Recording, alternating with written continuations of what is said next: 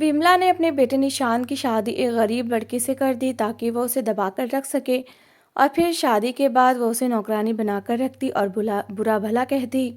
जबकि ये सब देखकर निशांत माँ से बात करने लगता तो उसकी पत्नी कहती कि हमें माँ की बातों को बुरा नहीं मनाना चाहिए। तो निशांत खामोश हो जाता। सुनीता उम्मीद से हुई तो निशांत बहुत खुश हुआ। जबकि विमला ने देखा कि मुझे बहू की सेवा ना करनी पड़ जाए तो उसे अस्पताल ले गई और उसका ज़बरदस्ती अबॉर्शन करवा कर घर लौटी तो उसके पैरों के नीचे से ज़मीन निकल गई क्योंकि निशांत। अरे हटो, बहुत ज़्यादा थकावट हो गई है, मुझे तो नींद आ रही है।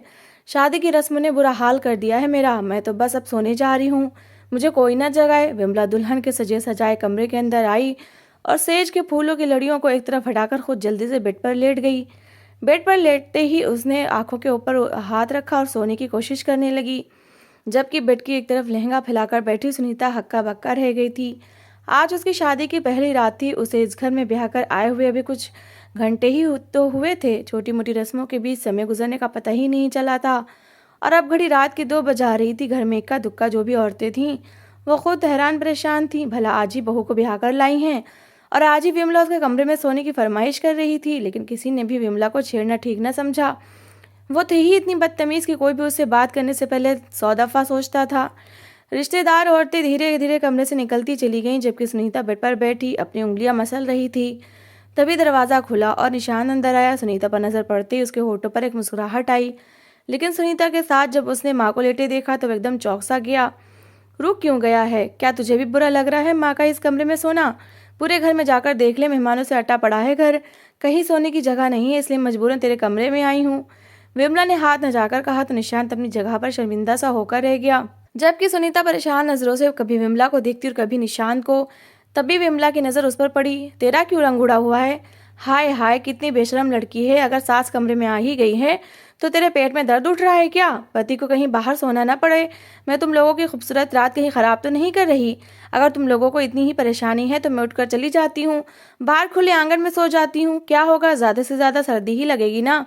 विमला जल्दी से उठी और जूता पहनने लगी जिसमें निशांत बहुत शर्मिंदा उठा था। लेकिन इससे पहले कि वह कुछ भी कहता सुनीता अचानक बोल उठी। अरे नहीं माँ जी, मुझे कोई आपत्ति नहीं है, आप कहीं सो जाएं। निशांत बाहर कहीं सो जाएंगे, सुनीता ने कहा तो वैसे भी सास से थोड़ा डर रही थी। विमला के चेहरे पर एक मुस्कुराहट दौड़ गई। उसने दोबारा निशांत से कुछ कहना भी गवारा न किया और आराम से दोबारा से बेड पर लेट के। निशांत को बुरा तो बहुत लग रहा था लेकिन चाहने के बाद भी वो माँ को कमरे से नहीं निकाल सकता था। खामोशी से वो उल्टे कदमों वापस पलट गया। अब उठकर कपड़े भी बदल लो, मेरा तो तुम्हें देख देख कर दिल घबरा रहा है। न जाने गरीब घरों की लड़कियों को गहने और भारी कपड़े क्यों अच्छे लगते हैं। जाकर कोई हल्का कपड़ा पहनकर आओ। अब बड़े लोगों में ब्याह कर आई हो तो अपने तौर तरीके भी बदल लो। विमला ने चुपते हुए स्वर में कहा तो सुनीता शर्मिंदा सी हो गई। विमला से उसका सजा सवरा रूप सुंदर रूप बर्दाश्त नहीं हो रहा था। वो देख रही थी कि निशांत की आंखों में सुनीता को देखकर कैसे प्यार जाग रहा है। शायद यही कारण था कि वो चाहती थी सुनीता जल्द से जल्द कपड़े बदल ले। सच में सुनीता गरीब परिवार से संबंध रखती थी। जब जब विमला अपने इकलौते बेटे निशांत का रिश्ता उसके लिए लेकर आई, पहले तो उसके घर वालों को विश्वास ही नहीं आया था, लेकिन फिर अपने भाग पर गर्व करते हुए सबने फौरन ही हाँ कर दी थी। यही कारण था कि रिश्ता मांगने से में के सिर्फ 1 महीने बाद आज सुनीता निशांत की दुल्हन बनी उसके कमरे में बैठी थी। इससे पहले कि विमला उसे एक बार और टोकते, सुनीता जल्दी से उठ खड़ी हुई। अपना भारी लहंगा संभालते हुए फौरन वॉशरूम में जा घुसी। जब वो कपड़े बदल कर निकली तो विमला ने कमरे की लाइट बंद कर दी थी और उसके हल्के हल्के खराटे कमरे में गूंज रहे थे। सुनीता सुनीता से बेड के दूसरी ओर आकर लेट गई थी।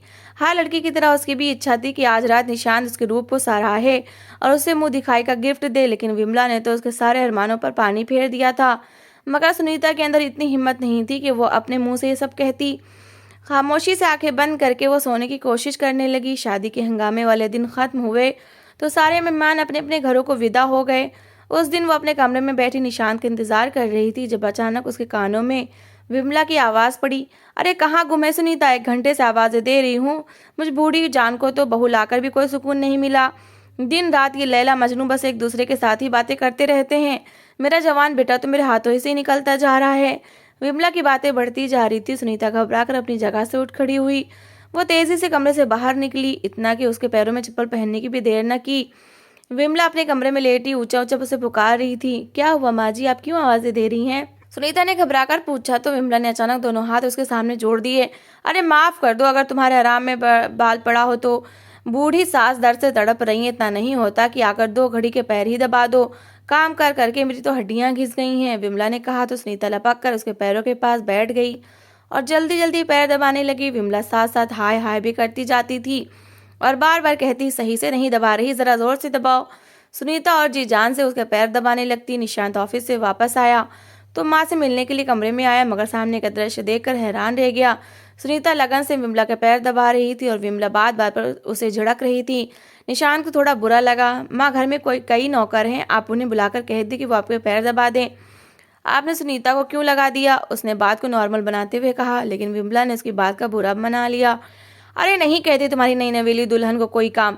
तुम्हें बुरा लग रहा है तो जाओ, ले जाओ इसे अपने कमरे में और दरवाज़ा बंद कर लो। वैसे भी तुम दोनों को और आता ही क्या है? बूढ़ी माँ तो जाए भाड़ में, तुम दोनों अपनी अय्याशियाँ तो कर लो। विमला की बात पर निशांत शर्मिंदा हो गया था, जबकि सुनीता का रंग भी पीला पड़ गया। अरे नहीं माँ जी, मुझे बुरा नहीं लग रहा आपके पैर दबाते हुए। मेरे होते हुए भला नौकर क्यों आपके पैर दबाएंगे? सुनीता ने प्यार से कहा, मगर विमला ने सर झटक दिया। निशांत समझ गया था कि माँ को कुछ कहना बेकार है, इसलिए खामोशी से अपने कमरे की ओर चला गया। सुनीता आधी रात तक विमला के पैर दबाती रही। विमला की आंख लगती। सुनीता उठना चाहती तो वो फौरन आकर करवट बदल कर कराने लग जाती। सुनीता की आंखें नींद के मारे बंद होने लगी। उसने खाना भी नहीं खाया था। निशांत तो शायद उसका इंतजार करते करते भी सो चुका था। आधी रात को जब विमला की आंख लगी तो दर्द करते हाथों के साथ सुनीता अपने कमरे में वापस आई। निशांत गहरी नींद में था। वो खामोशी से जाकर लेट गई। उसकी आंखों से पानी बह रहा था। विमला सारा दिन उसे फालतू में बेइज्जत किया करती थी। उसके कामों में कीड़े निकालना तो विमला का पसंदीदा काम था। शादी के 5 दिन बाद ही विमला ने उसे आदेश दिया कि वो खीर बना ले। सुनीता को भला क्या आपत्ति हो सकती थी? कामकाज में वो तो वैसे भी माहिर थी। उसने जल्दी से खीर का पतीला चढ़ा दिया। बहुत मेहनत से उसने खीर तैयार की। वह बेताबी से निशांत का इंतजार कर रही थी। उसकी बड़ी इच्छा थी कि आज निशांत काम से वापस आए तो अपने हाथों से खीर उसके सामने रखे। जरूर निशांत बहुत खुश होंगे और तारीफ करेंगे। खीर को चखते ही हुए सुनीता दिल ही दिल में मुस्कुरा दी, क्योंकि खीर बहुत अच्छी बनी थी। तभी उसके कान में विमला की आवाज़ पड़ी। वो उसे आवाज़ दे रही थी, बाहर कचरे वाला आया है, ज़रा कचरा तो उसे दे आओ। विमला ने इसे सख्ती से घूरा तो सुनीता फौरन कचरा उठाकर देने चली गई। कचरा काफ़ी ज़्यादा था। सुनीता को थोड़ी देर लग गई। जिस समय वो वापस आई, विमला किचन से निकल रही थी और उसके चेहरे पर बड़ी शैतानी मुस्कुराहट थी। सुनीता चौंकी तो ज़रूर, क्योंकि उसके आने के बाद विमला ने तो किचन में पैर ही न रखा था, लेकिन सुनीता ने कुछ नहीं कहा। थोड़ी ही देर के बाद निशांत घर आ गया। अरे आज तो तुम्हारी पत्नी ने खीर बनाई है, पूरे 3 घंटे लगा कर न जाने क्या क्या कुछ मिलाती रही है खीर के अंदर। ज़रा इसे कहो लेकर तो आए, तुम भी खाओ और मैं भी चखूंगी, पता तो चले उसकी माँ जो इसके इतने गुण गाया करती थी आखिर कोई तरीका सिखाया भी है या नहीं। विमला ने कहा तो सुनीता लपक कर किचन में चली गई। खूबसूरत कटोरियों में खीर डालकर वो जल्दी से बाहर ले आई। एक कटोरी उसने निशांत के सामने रखी और एक कटोरी विमला के सामने। वो मुस्कुरा रही थी। उसे विश्वास था खीर खाते साथ ही निशांत उसकी तारीफ करेगा। निशांत ने चम्मच भरकर मुंह में डाला, लेकिन पहले चम्मच के साथ ही उसके चेहरे के भाव बदल गए। उसने हैरान नजरों से सुनीता को देखा। ठीक उसी पल विमला ने भी खीर का चम्मच मुंह में डाला था। उसने अगले ही पल खीर जमीन पर थूक दी। आय हाय, ये क्या जहरीला खाना बनाया है? माँ ने इतना भी नहीं सिखाया कि खीर में चीनी डालते हैं, नमक नहीं। ये तो कड़वी जहर हो रही है। उठा के ले जाओ इसे मेरे सामने से। ऐसा खाना बनाना है तो रहने दो, मैं खुद ही बना दिया करूंगी। तुम्हारे हाथों से खाना बनवाकर तो हम सब जल्दी ही सड़क पर आ जाएंगे। विमला ने खीर की कटोरी को हाथ मारकर परे लुढ़का दिया। सुनीता हक्का बक्का रह गई। उसने तो खीर बहुत अच्छी बनाई थी और जब चखा था तो कोई कमी नहीं थी। उसने आगे बढ़कर खीर का चम्मच मुंह में डाला, लेकिन उसे एक जोरदार झटका लगा। खीर में बहुत तेज नमक था। उसने हैरान होते हुए निशांत को देखा। शायद वो कहना चाह रही थी कि उसने तो खीर में नमक डाला ही नहीं, लेकिन निशांत बिल्कुल खामोश बैठा था। विमला ने तो हंगामा ही मचा लिया कि सारा दूध और सामान बर्बाद कर दिया। मुझे लगा था गरीब घराने की लड़की है तो खाने की चीज़ों को संभाल कर बरतेगी, लेकिन ये तो बिल्कुल ही फूहड़ है। तू तो कुछ दिनों में हमें सड़क पर ले आएगी। विमला हाथ नचा नचा कर सुनीता को बातें सुनाई जा रही थी। वो बहुत शर्मिंदा हुई और माफ़ी मांगते हुए खीर की कटोरियाँ उठाकर किचन में चली गई। उसकी आंखों में बार बार आंसू आ रहे थे। उसे अच्छी तरह याद था कि उसने खीर में नमक नहीं डाला था। अगले दिन शाम के समय पड़ोस की एक औरत विमला से मिलने आई। विमला ने आवाज़ लगाकर सुनीता को उसके लिए चाय लाने को कहा। सुनीता जल्दी से चाय बनाकर किचन से निकली, लेकिन किचन के बाहर निकलते ही उसके पैर जैसे ज़मीन ने जकड़ लिए। लाउंज में बैठी विमला पड़ोसन से कह रही थी, आय हाय बहन, ना पूछो, मैंने तो ये गरीब परिवार की लड़की ब्याह कर मुसीबत अपने गले में बांध ली है। ना कोई काम करना आता है, ना कोई सलीका है। निशांत बेचारा तो खामोशी से बर्दाश्त कर रहा है। वरना शक्ल सूरत के अलावा इस लड़के में और कुछ नहीं। दहेज के नाम पर भी ऐसी चीजें लेकर आई है जिन्हें देखकर ही उबकाई आती है। मैंने तो सब कुछ उठाकर कामवाली को दे दिया। ऐसे बर्तन भला मेरे घर में इस्तेमाल कब होते हैं। विमला की बात पर पड़ोसन भी हाँ में हाँ मिला रही थी। सुनीता की आंखों में आंसू भरने लगे। हल्की सी आहट हुई तो उसने पलटकर देखा। उसके पीछे निशांत खड़ा था और अफसोस भरी नजरों से अपनी माँ को देख रहा था। माँ को ऐसी बातें नहीं करनी चाहिए। मैं अभी इनसे बात करता हूँ कि वो हर बात में तुम्हारी बेइज्जती क्यों करती हैं। निशांत के स्वर में गुस्सा था। उसने आगे बढ़ना चाहा लेकिन सुनीता ने लपककर उसका हाथ थाम लिया। नहीं, आप माँ को कुछ मत कहें, छोड़ें, वो बड़ी हैं। इस तरह की बातें कर भी देती हैं तो हमें नजरअंदाज करना चाहिए। आप बात करेंगे तो बात ज्यादा बढ़ जाएगी। सुनीता ने आंसू पीते हुए निशांत को मना कर दिया। वो तो बस उसे देखकर ही रह गया, लेकिन जब उसने खुद ही मना कर दिया था तो फिर उसे क्या बढ़ पड़ी थी कि वो विमला से बात करता। इसलिए वो खामोशी से घर से बाहर निकल गया। सुनीता आंसू पीते हुए चाय ले जाकर विमला और पड़ोसन को देने लगी। विमला ने उसे किचन में खाना बनाने भेज दिया और खुद नए सिरे से उसकी बुराइयां करने लगी। सुनीता कोशिश करती कि उसे विमला की बातों को बुरा ना लगे, लेकिन विमला खींच तान कर कोई ना कोई मौका निकाल ही लेती कि किसी तरह सुनीता की बेइज्जती कर सके। उसका घर बहुत बड़ा था, घर में कई नौकर थे, लेकिन विमला जानबूझकर सफाई सुथराई का सारा काम सुनीता से करवाया करती और उससे कहती कि नौकरों को क्या हुआ, वो काम उसे पसंद नहीं आता। सुनीता खामोश रह जाती, पूरे घर की सफाई सुथराई करती रहती। खाना बनाने का समय आता तो विमला बात को मीठा बनाकर कहती, नौकर गंदे तरीके से खाना बनाते हैं, जब वो खाती है तो उसकी तबीयत खराब हो जाती है। और वैसे भी मैं बहू किस लिए लाई हूँ। अगर मैंने नौकरों के हाथ का ही बना हुआ खाना खाना है तो अगर तुम्हें बुरा लगता है तो मैं खुद बना लेती हूँ। वो सुनीता को खाना बनाने के लिए कहती और साथ ही खुद उठने लगती, लेकिन सुनीता जल्दी से हाथ बढ़ाकर उसे मना कर देती और खुद किचन में चली जाती।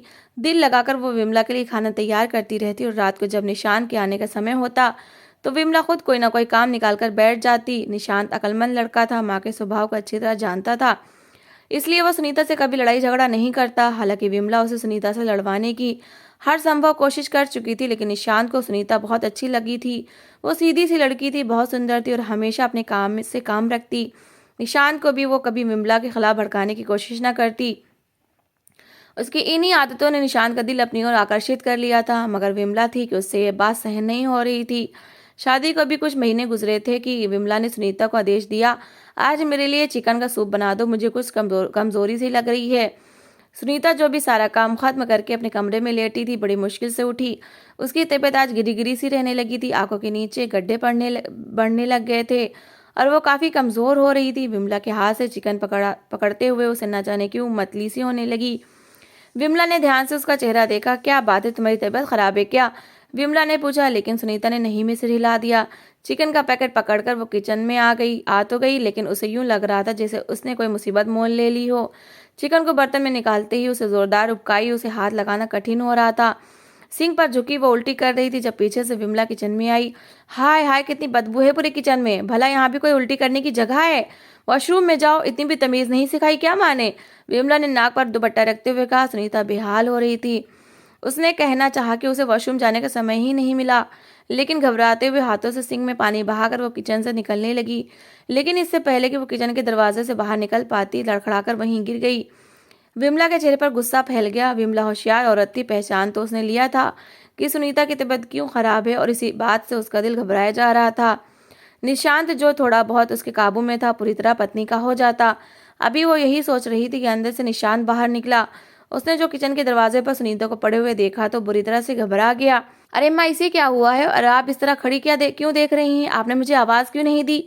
सुनीता, सुनीता उठो। वह बेताबी से आगे बढ़कर सुनीता के गाल थपथपाने लगा, लेकिन सुनीता बेहोश हो चुकी थी। विमला आए बाएं शाये करने लगी। सुनीता के लिए निशांत की बेताबी देख देख कर उसे घबराहट हो रही थी। निशांत जल्दी से उसे उठाकर गाड़ी में डाल रहा था। विमला ने जो से अकेले सुनीता को अस्पताल ले जाते देखा तो लपक कर साथ बैठ गई। थोड़ी देर के बाद वो लोग अस्पताल पहुंच गए। डॉक्टरों ने सुनीता का चेकअप किया और निशांत को खुशखबरी सुनाई कि वो बाप बनने वाला है। सुनीता प्रेग्नेंट थी। निशांत की तो खुशी के मारे पाँव ही जमीन पर न टिक रहे थे। वो एकदम ही माँ से लिपट गया। अरे माँ, आपने सुना डॉक्टर ने क्या कहा है? मैं भी बाप बनूंगा, मेरा भी छोटा सा एक बच्चा होगा। वो बहुत खुश हो रहा था, जबकि विमला के चेहरे का रंग पीला पड़ गया था। उसके दिल में नफरत की एक तेज लहर उठी। न जाने क्यों उसे सुनीता एक आंख न भाती थी। वो निशांत पर सिर्फ अपना अधिकार चाहती थी। सुनीता के होश में आने का डॉक्टर ने बताया तो निशांत विमला की परवाह किए बगैर सीधा अंदर कमरे में चला गया। वो बेताबी से सुनीता का हाथ पकड़े उसका हाल पूछ रहा था। मैं तुम्हारा बहुत ख्याल रखूंगा, तुम्हें कोई कमी नहीं आने दूंगा। तुम्हें जब भी ज़रा भी कोई भी परेशानी हो तो फ़ौरन मुझे बताना, मैं डॉक्टरों की टीम तुम्हारे लिए खड़ी कर दूंगा। सुनीता का हाथ पकड़े वो प्यार से कह रहा था, जबकि बाहर खड़ी विमला ये सारा दृश्य देखते हुए जल भुन रही थी। जलन की आग उसे पूरी तरह से अपनी लपेट में लेने लगी। शाम तक सुनीता को छुट्टी दे दी गई थी तो निशांत उसे लेकर घर आ गया। रास्ते में उसने फलों के बड़े बड़े थैले बनवा लिए थे और बार बार सुनीता को समझा रहा था कि उसे अब कोई काम करने की ज़रूरत नहीं है, बल्कि हर समय खाना पीना और आराम करना। वो घर वापस आए तो सुनीता गाड़ी से उतरते ही किचन में चली जाने लगी। अरे तुम किचन में क्या करने जा रही हो? निशांत ने पूछा तो सुनीता ने सादगी से कहा, दूध गर्म करके रखूंगी वरना सुबह तक खराब हो जाएगा। उसने कहा तो निशांत के माथे पर बल पड़ गए। घर में इतने नौकर हैं, वो कर लेंगे दूध गर्म, और अब तुम्हें काम करने की कोई ज़रूरत नहीं है। माँ इतने समय से खाना बनाती आई थी, अगर नौकरों के हाथ का खाना घर में नहीं खाया जाता तो कोई बात नहीं, माँ बना लेंगी। ठीक है माँ, अब सुनीता का ख्याल रखना आपका काम है। वैसे भी आप बड़ी हैं और समझदार भी, आपको पता है ना इस हालत में औरत का ख्याल रखने की कितनी ज़रूरत होती है। निशांत ने माँ की तरफ मुड़कर कहा। विमला जो नफरत से सुनीता की ओर देख रही थी बस सर हिलाकर रह गई। निशांत प्यार से सुनीता का हाथ पकड़े अपने कमरे की ओर ले गया था। थोड़ी देर बाद वो बाहर निकला और बहुत सारे फल काटकर अंदर कमरे में ले गया। विमला जल भुन रही थी। अगर महारानी की यही हरकतें रहीं तो निशांत तो बिल्कुल ही काम से जाएगा। अभी से ये हाल है, बच्चा होने के बाद तो निशांत बिल्कुल ही मेरी तरफ देखना छोड़ देगा। विमला ने नफरत भरे अंदाज में सोचा और दिल ही दिल में प्लान बनाने लगी। उसे जल्द कुछ न कुछ करना था। विमला जले पैर की बिल्ली की तरह पूरे घर में टहलते हुए बस यही सोचे जा रही थी और तभी उसकी नज़र घर में काम करती पुरानी नौकरानी आशा पर पड़ी। वो उसकी पुरानी काम करने वाली थी और आशा अक्सर मुसीबत के समय में विमला से पैसे भी ले लिया करती थी। थोड़े थोड़े पैसे करके वो अब तक बहुत सारे पैसे विमला से ले चुकी थी। क्योंकि वो गरीब औरत थी तो इसलिए अब तक वो सारे पैसे वापस ना कर सकी थी। विमला को अंदाज़ा हो गया कि उसे किससे मदद मांगनी है। उसने आशा को अपने पास बुलाया, उसे बताया जो वो करना चाहती है। पहले तो आशा ने मना किया, लेकिन वो विमला से काफ़ी कर्ज ले चुकी थी। विमला ने उसे साफ साफ कह दिया कि अगर वो उसकी मदद नहीं करेगी तो उसे इसी महीने कर्ज के सारे रुपए वापस कर दे। आशा मजबूर हो गई, उसके पास कर्ज चुकाने के पैसे नहीं थे। आखिरकार उसने विमला की बात मान ली और उसे ऐसी जगह का पता बता दिया जहां वो अपनी मर्जी का काम करवा सकती थी। विमला मुस्कुराने लगी। अगली सुबह निशान काम पर गया तो विमला कमरे में चली आई जहां सुनीता लेटी हुई आराम कर रही थी। उसकी रंगत पीली पड़ रही थी। तुम्हारी तो तबीयत बहुत ही ज़्यादा ख़राब है, अपनी रंगत तो देखो। शुरू के महीने में तुम्हारा ये हाल है तो न जाने आगे क्या होगा। एक बड़ी काबिल डॉक्टर मेरी जान पहचान वाली हैं। यदि निशान भी मेरा उसी के क्लिनिक में पैदा हुआ था और मैं तुम्हें उसके पास लेकर जाती हूँ। उसके इलाज से तुम बिल्कुल स्वस्थ हो जाओगी, विमला ने प्यार से कहा। पहले तो सुनीता हैरान रह गई। भला सास ने आज से पहले कभी उसे इतने प्यार से नहीं बुलाया था। सुनीता की वैसे भी उसकी इतनी हिम्मत नहीं थी। खामोशी से उठकर वो साथ जाने के लिए तैयार हो गई। विमला ने पूरी सावधानी बरती थी कि किसी को उसके उनके जाने का पता ना चले। खामोशी से रिक्शा पकड़कर वो सुनीता को लेकर उस छोटे से क्लिनिक में आ गई जिसका पता आशा ताई ने बताया था। आशा ताई ने कहा था कि यहाँ पर सारे गैर कानूनी काम बड़े आराम से होते हैं। ये औरत जो खुद को डॉक्टर कहती है असलियत में एक दाई थी और बच्चा गिराने में माहिर थी। विमला ने सुनीता को बाहर बिठाकर खुद अंदर कमरे में चली गई। डॉक्टर से बात करते ही उसे अंदाजा हो गया कि उसका मनचाहा काम बड़ी आसानी से हो जाएगा। एक बड़ी नोटों की गड्डी पर्स में से निकालकर उसने डॉक्टर के हवाले किया तो डॉक्टर मुस्कुराते हुए एबॉर्शन करने के लिए तैयार हो गई। उसका तो काम ही यही था। विमला ने बाहर आकर सुनीता को कहा कि अंदर चली जाओ, डॉक्टर तुम्हारा चेकअप करेंगे। सुनीता अनजान थी। उसे हैरत हो रही थी कि इतने बड़े अस्पताल में दिखाने के बाद आज विमला उसे एक छोटे से क्लिनिक में क्यों ले आई थी जहां सफाई सुथराई का बुरा हाल था। पूरा क्लिनिक गंदगी में अटा हुआ था। सुनीता का दिल खराब होने लगा, लेकिन फिर भी वो खामोशी से अंदर जाकर टेबल पर लेट गई। डॉक्टर ने जल्दी से एक इंजेक्शन उसके बाजू में लगाकर उसे बेहोश कर दिया। यही तो उसका मकसद था। सुनीता को थोड़ी देर के बाद जब होश आया तो उसका बच्चा गिर चुका था। पेट पर हाथ रखते ही उसे अंदाजा हो गया कि उसके साथ क्या हुआ है। वो फटी फटी आंखों से विमला की ओर देखने लगी जो उसकी ओर देखते हुए मुस्कुरा रही थी। सुनीता फूट फूट कर रोने लगी। माँ जी, आपने ये सब क्यों किया? मेरा बच्चा आपका भी तो कुछ लगता था, आपने धोखे से मेरा अबॉर्शन करवा दिया। विमला जोर से हंसी और बोली, बड़ी आई थी मेरे बेटे को मुझसे छीनने वाली। अब देखती हूँ किस मुंह से अपने पति को बताएगी कि तेरा बच्चा गिर गया है। अगर तूने उसे कुछ बताया तो मैं यही कहूंगी कि तू खुद ही बच्चा पैदा नहीं करना चाहती थी और जानबूझकर अबॉर्शन करवाया है। विमला की बात पर सुनीता सहम सी गई थी। निशांत उसकी बात पर विश्वास करता है या अपनी माँ की। लड़खड़ाते पैरों से वो विमला के साथ वापस अपने घर आ गई। विमला बहुत खुश थी, आज उसकी जीत हुई थी। घर का दरवाजा खोलकर वो मुस्कुराते हुए अंदर आई। अब तो सुनीता और निशांत की जोरदार लड़ाई होने वाली थी। दिल ही दिल में वो लड़ाई का सोचकर अंदर ही अंदर खुश हो रही थी, मगर सामने का दृश्य देखते ही उसके पैरों के नीचे से जमीन निकल गई, क्योंकि सामने निशान खड़ा कड़े तेवरे से माँ की ओर देख रहा था।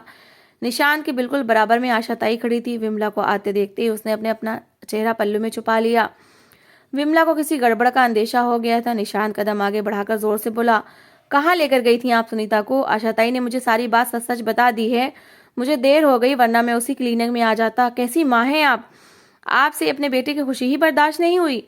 सुनीता की नफरत में आप ये भूल गईं कि ये बच्चा सिर्फ सुनीता का नहीं बल्कि मेरा भी था। आपने मुझसे मेरी औलाद छीन ली। पत्थर का दिल है आपका। निशान की आंखों से आंसू बह रहे थे। विमला हक्का बक्का खड़ी रह गई। यहाँ तो पासा ही पलट गया था। निशान को काबू में करते करते वो तो उसके दिल से अपनी रही सही इज्जत भी निकलवा चुकी थी। उसने कुछ कहना चाहा, मगर निशान ने हाथ उठाकर विमला को चुप करवा दिया। मैं जानता हूँ सुनीता गरीब परिवार की लड़की है, लेकिन ये मेरी पत्नी है। अगर आइंदा आपने इसके साथ कोई अत्याचार करने की कोशिश की तो मुझसे बुरा कोई नहीं होगा। जो कुछ आज आपने किया है, आज के बाद मैं आपकी शक्ल भी नहीं देखना चाहता।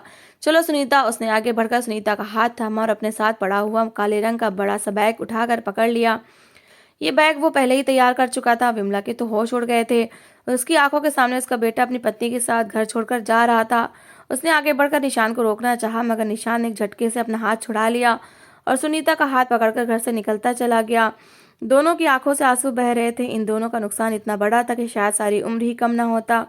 मगर अंदर खड़ी विमला फूट फूट कर रोते हुए निशान को आवाजें दे रही थी। बुढ़ापे में अकेले रह जाने का एहसास उसके दिल को डरा रहा था, मगर जो कुछ उसने बोया था अब काटने का समय आ गया था। तो दोस्तों, इस कहानी को लेकर आपकी क्या राय है कमेंट बॉक्स में ज़रूर बताएं। और अगर आपको हमारी आज की कहानी अच्छी लगी है तो प्लीज़ इसे लाइक ज़रूर करें। अगर आपने अभी तक हमारे चैनल को सब्सक्राइब नहीं किया तो ज़रूर कर लीजिए। तो मिलते हैं ऐसी ही एक मोटिवेशनल कहानी के साथ। Thanks for watching.